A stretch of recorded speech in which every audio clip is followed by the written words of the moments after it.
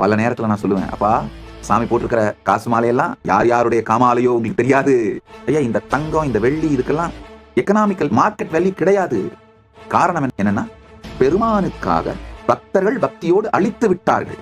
இப்போ நான் போட்டிருக்கிற இந்த நகைகளோ, ஆக்சுவலா அது ருத்ராட்சம், நகைன்ற வார்த்தை தவறு, ருத்ராட்சம் இல்ல. இந்த வேலோ மயிலோ இந்த எல்லாமும் இந்த பீடத்தை நடத்துவதற்காக பக்தர்கள் கொடுத்திருக்காங்க. அவர்கள் கொண்டு வந்து செலுத்துகின்ற காணிக்கைகள், அதுல அவங்களுடைய ஆழமான பக்தி, ஸ்ரத்தை, சேக்ரெட் சென்டிமெண்ட்ஸ் பிளஸ் அந்த கர்மம் எல்லாம் இருக்கு. அதனால அந்த நகைகளை உருக்கவோ உருமாற்றம் செய்யவோ விற்கவோ வாங்கவோ எந்த விதத்திலும் எங்களுக்கு உரிமை இல்லை. நாங்கள் அதை செய்ய மாட்டோம். கைலாயத்தோட விதியாக இதை வகுத்து வைத்து விட்டேன். கைலாயத்தினுடைய எல்லா ஆசிரமங்கள், அந்த நிலம், சொத்துக்கள், அதுக்கு ரியல் எஸ்டேட் வேல்யூ கிடையாது.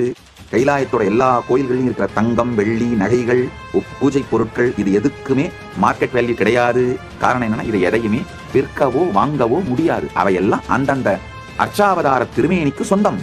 இது காலம் காலமாக அப்படியே என்னுடைய திருமேனியோ அல்லது என்னுடைய சீடர்களோ இதை யார் தொடர்ந்து நடத்துறாங்களோ அதை அப்படியே நடத்த வேண்டியதுதான், அவ்வளவுதான்.